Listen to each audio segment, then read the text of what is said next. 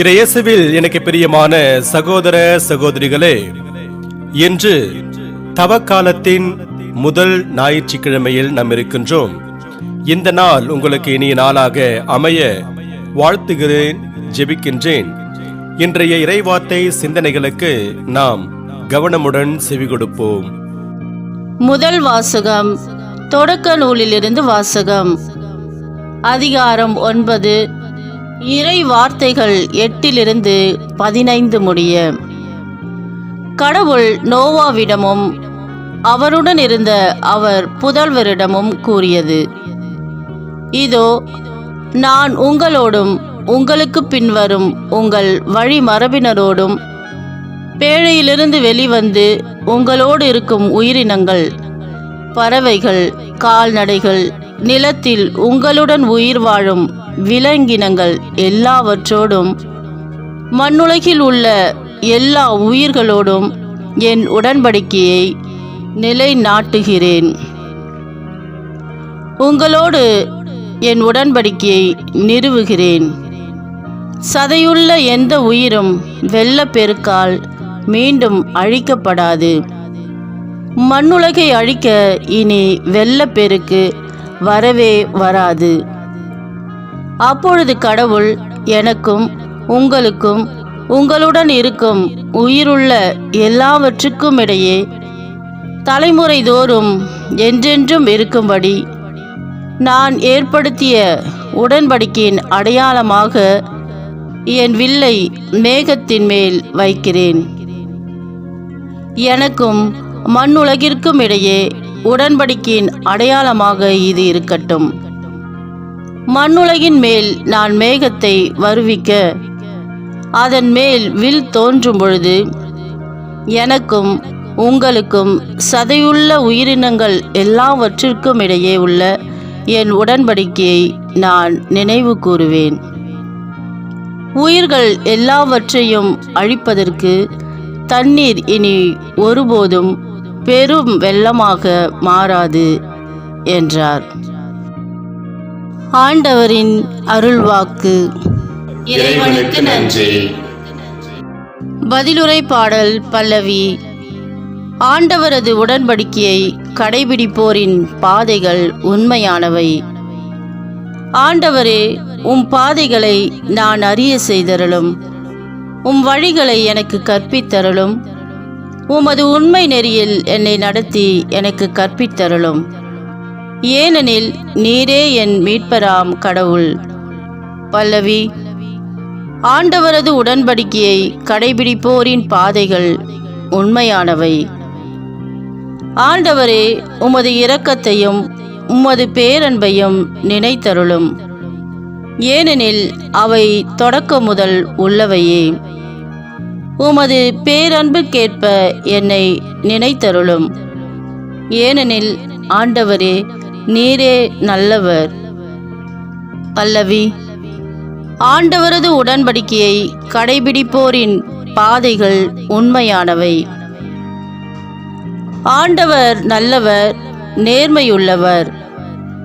ஆகையால் அவர் பாவிகளுக்கு நல்வழியை கற்பிக்கின்றார். வலியோரை நேரிய வழியில் அவர் நடத்துகிறார். எளியோருக்கு தமது வழியை கற்பிக்கின்றார். பல்லவி. ஆண்டவரது உடன்படிக்கையை கடைபிடிப்போரின் பாதைகள் உண்மையானவை. திருத்தூதர் பேதுரு எழுதிய முதல் திருமுகத்திலிருந்து வாசகம். அதிகாரம் 3, இறை வார்த்தைகள் 18 22 முடிய. அன்பிற்குரியவர்களே, கிறிஸ்துவும் உங்கள் பாவங்களின் பொருட்டு ஒரே முறையாக இறந்தார். அவர் உங்களை கடவுளிடம் கொண்டு சேர்க்கவே இறந்தார். நீதி உள்ளவராகிய அவர் நீதியற்றவர்களுக்காக இறந்தார். மனித இயல்போடு இருந்த அவர் இறந்தார் எனினும் ஆவிக்குரிய இயல்புடையவராய் உயிர் பெற்றெழுந்தார். அந்நிலையில் அவர் காவலில் இருந்த ஆவிகளிடம் போய் தம் செய்தியை அறிவித்தார். நோவா பேழையை செய்து கொண்டிருந்த நாள்களில் பொறுமையோடு காத்து கொண்டிருந்த கடவுளை அந்த ஆவிகள் ஏற்றுக்கொள்ளவில்லை. சிலர், அதாவது 8 பேர் மட்டும் அந்த பேழையில் தண்ணீர் வழியாக காப்பாற்றப்பட்டனர். அந்த தண்ணீரானது திருமுழுக்கிற்கு முன் அடையாளம். இத்திருமுழுக்கு உடலின் அழுக்கை போக்கும் செயல் அல்ல. அது குற்றமற்ற மனசான்றுடன் கடவுளுக்கு தரும் வாக்குறுதியாகும். இது இயேசு கிறிஸ்துவின் உயிர்த்தெழுதல் வழியாக இப்போது உங்களுக்கு மீட்பு அளிக்கிறது. அவர் வானதூதர்களையும் அதிகாரங்களையும் வல்லமைகளையும் தமக்கு பணிய வைத்து விண்ணுலகம் சென்று கடவுளின் வலப்பக்கத்தில் இருக்கிறார். ஆண்டவரின் அருள்வாக்கு. இறைவனுக்கு நன்றி. ஆயர் தன் மந்தையை காப்பது போல ஆண்டவர் நம்மை காக்கின்றார். ஆயன் தன் மந்தையை காப்பது போல ஆண்டவர் நம்மை காக்கின்றார்.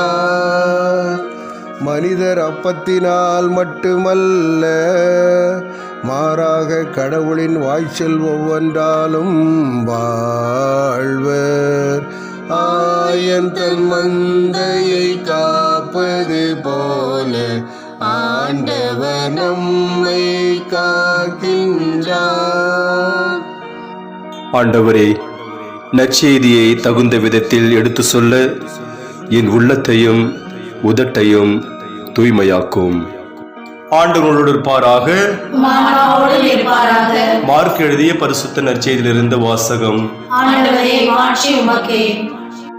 மார்க் நற்செய்தி அதிகாரம் 1, இறை வார்த்தைகள் 12-15 முடிய. அக்காலத்தில் தூய ஆவியால் இயேசு பாலை நிலத்துக்கு அனுப்பி வைக்கப்பட்டார். பாலை நிலத்தில் அவர் 40 நாள் இருந்தார். அப்போது சாத்தானால் சோதிக்கப்பட்டார். அங்கு காட்டு விலங்குகளிடையே இருந்தார். வானதூதர் அவருக்கு பணிவிடை செய்தனர். யோவான் கைது செய்யப்பட்ட பின் கடவுளின் நற்செய்தியை பறைசாற்றிக் கொண்டே இயேசு கலிலேயாவிற்கு வந்தார். காலம் நிறைவேறிவிட்டது, இறையாட்சி நெருங்கி வந்துவிட்டது, மனம் மாறி நற்செய்தியை நம்புங்கள் என்று அவர் கூறினார். ஆண்டவரின் அருள்வாக்கு. கிறிஸ்துவே உமக்கு புகழ். நற்செய்தி வாக்கினால் என்னுடைய பாவங்கள் அகல்வதாக. ஆமென்.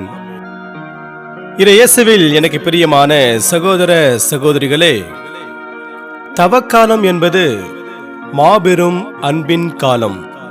இறைவனின் நிபந்தனையற்ற அன்பினை நினைத்து உள்ளம் உருகி மனம் மாறும் காலம்.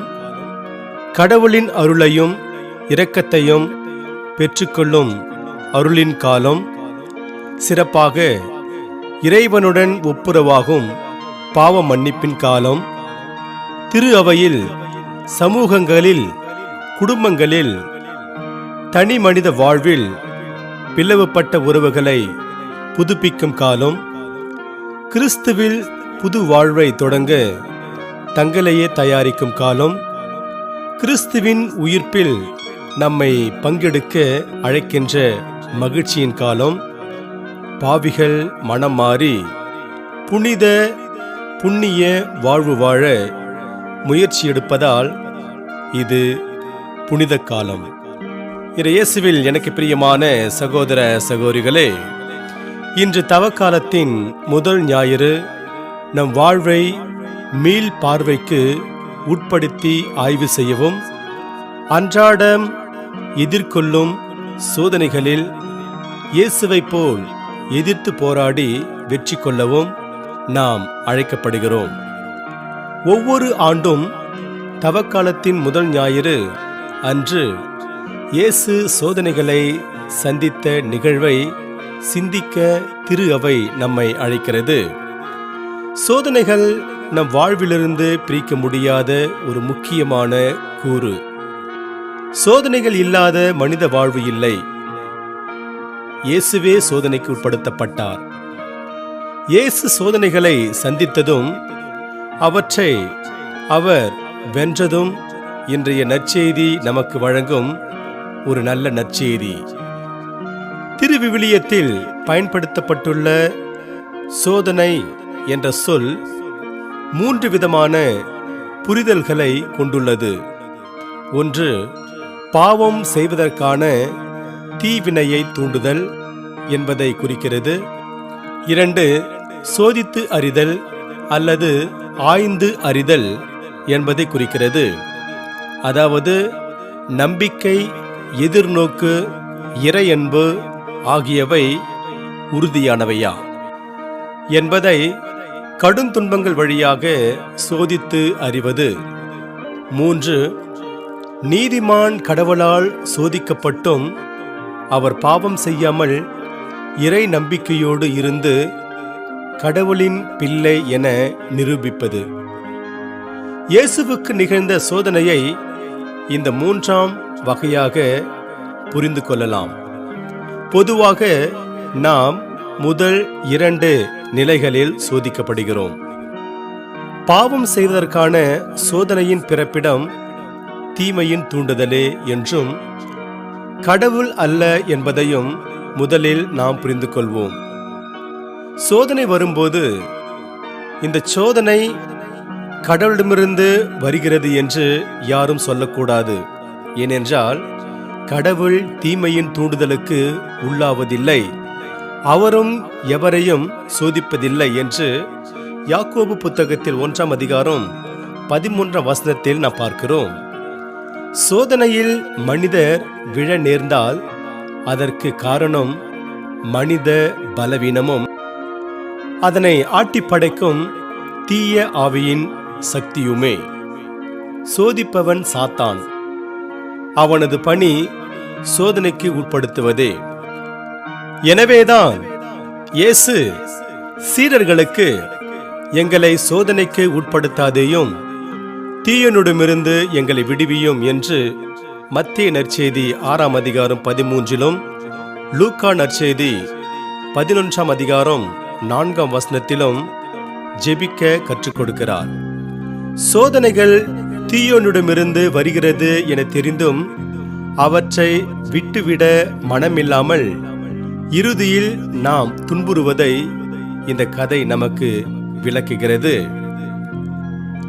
செவ்விந்தியர் என்று அழைக்கப்படும் அமெரிக்க பழங்குடியினர் மத்தியில் வழக்கம் ஒன்று இருந்தது. தங்கள் சமூகத்தில் ஒரு சிறுவன் இளமை பருவத்தை அடையும் போது அவன் சில நாட்கள் காட்டிலும் மலையிலும் தனியே தங்கி தன்னையே ஒரு சக்தி மிகுந்த வீரனாக மாற்றிக்கொள்ள வேண்டும். இந்த சமுதாய சடங்கில் ஈடுபட்டிருந்த ஓர் இளைஞன் ஒரு நாள் பனி படர்ந்திருந்த ஓர் உயர்ந்த மலையுச்சிக்கு சென்றடைந்தான். அங்கு நின்று கொண்டிருந்த போது காலடியில் ஒரு கட்டிவிரியன் பாம்பு. அந்த பாம்பு இளைஞனிடம் பேசுகிறது. நான் இந்த பனியில் இருந்தால் எனக்கு ஒன்றும் கிடைக்காது, நான் இறந்து போவேன். எனவே தயவு செய்து என்னை உன் கம்பிளி போர்வைக்குள் வைத்து கீழே சென்று அங்கே என்னை விட்டுவிடு, உனக்கு நான் என்றும் நன்றி கடன் பட்டிருப்பேன் என்றது அந்த பாம்பு. இளைஞன் பாம்பிடம், உன் குணம் எனக்கு நன்றாகவே தெரியும், நான் உன்னை கையில் எடுத்தால் நீ என்னை கடித்து கொன்று விடுவாய் என்றான். பாம்பு அவனிடம், கட்டாயம் இல்லை, உன்னிடம் நான் அப்படி நடந்து கொள்ளவே மாட்டேன் என்று கூறியது. இளைஞனும் பாம்பின் பேச்சை நம்பி அதனை எடுத்து தன் கம்பிளி போர்வைக்குள் வைத்துக்கொண்டு கீழே இறங்கினான். சமவெளியை அடைந்ததும் பாம்பை எடுத்து தரையில் விட அவன் முயன்றபோது கட்டிவிரியன் திடீரென இளைஞனை கடித்தது. என்னை கடிக்கப் போவதில்லை என்று உறுதி அளித்தாயே என்று இளைஞன் கதறினான்.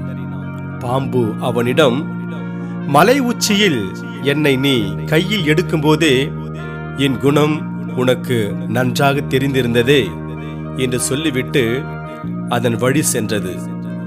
சில நேரங்களில் இறையேசில் பிரியமான சகோதர சகோதரிகளே, நாமும் நம் வாழ்வை சுற்றி வரும் தீமைகள் கொடிய நச்சு பாம்புகள் என்று தெரிந்தும் அதை விட்டு விடுவதற்கு மனமில்லாமல் தூக்கி சுமக்கிறோம் என்பதுதான் உண்மை. கடவுளின் படைப்பில் குறையில்லை, அவர் அனைத்தையும் மிகவும் நன்றாகவே படைத்தார் என்று தொடக்க நூல் புத்தகத்தில் 1ஆம் அதிகாரம் 31ஆம் வசனத்தில் பார்க்கிறோம்.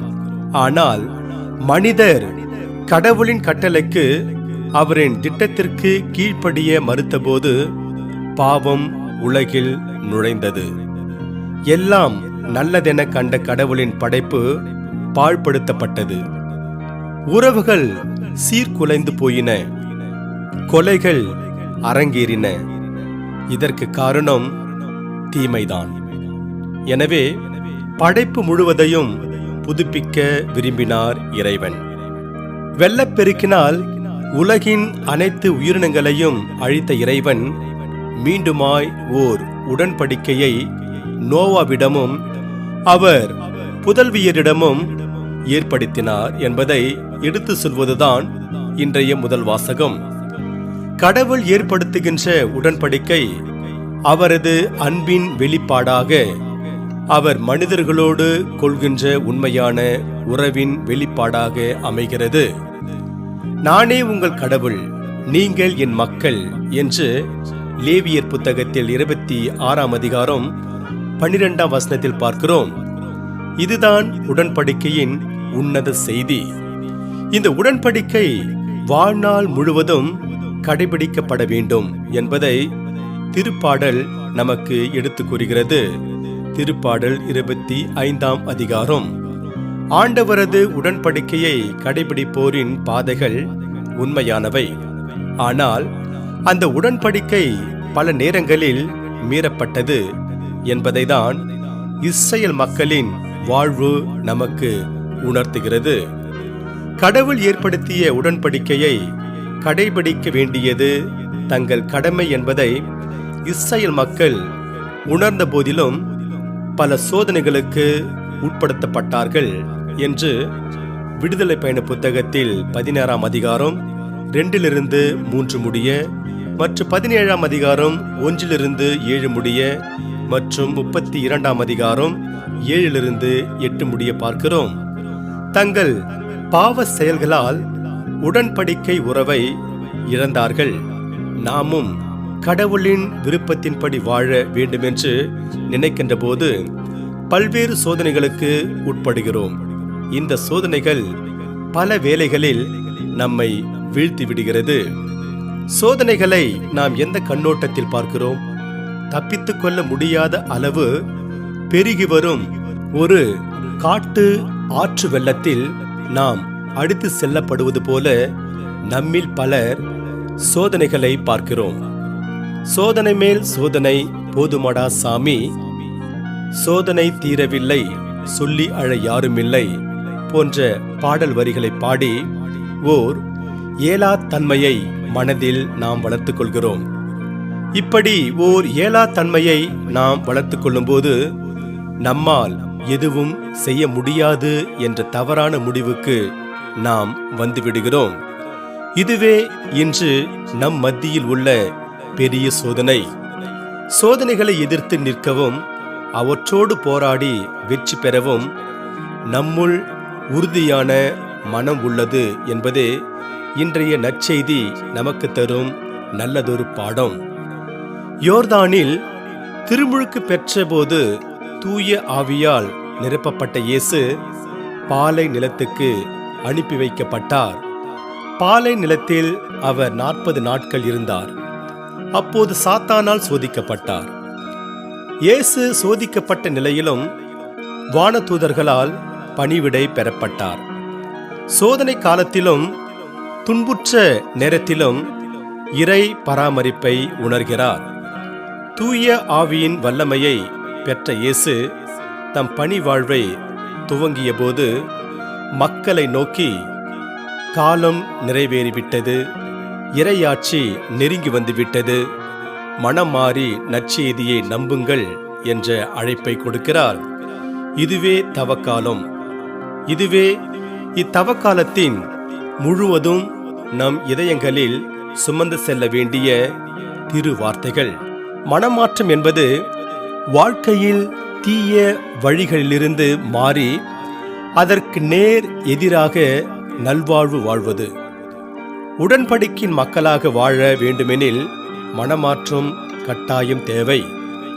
மனமாற்றத்தின் இலக்கு என்பது நாம் கடவுளின் சாயலை மீண்டும் பெறுவது என்று 2 கொரிந்தியர் 3 மற்றும் 18 நாம் பார்க்கிறோம். நம்பிக்கை என்பது நற்செய்தியையும் நற்செய்தியான இயேசுவையும் நம்புவதாகும். அதாவது சமூகத்தின் தீமைகளை, கடவுளின் விருப்பத்திற்கு மாறானவற்றை துணிவுடன் எதிர்த்து போராடுவது. இந்த ஆற்றலை பெற அப்பா அனுபவம் தேவை. மத்திய நற்செய்தி 11ஆம் அதிகாரம் 27ஆம் வசனத்தில் பார்க்கிறோம். நமது வாழ்விலும் சோதனைகளை எதிர்கொள்ளும் போது எத்தனை போராட்டங்களும் பின்னடைவுகளும் வந்தாலும், பலவிதமான அவமானங்களை சந்தித்தாலும் இறை பராமரிப்பு நமக்கு உண்டு என்பதை பாலைவன அனுபவம் வழியாக உணர முடிகிறது. தீய ஆவியோடு நாம் ஒருபோதும் உரையாடலை வளர்க்கக்கூடாது.